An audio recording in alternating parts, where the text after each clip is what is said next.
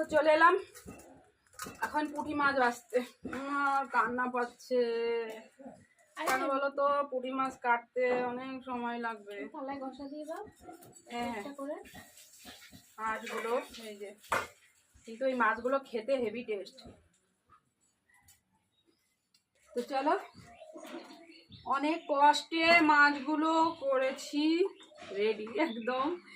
দেখো কেড়ে একদম আঁশ ছাড়িয়ে নিয়েছি, এরকম ডলে দিয়েছি। এই ছিদ্র থালায় বেশ পরিষ্কার হয়ে গেছে। তো দেখো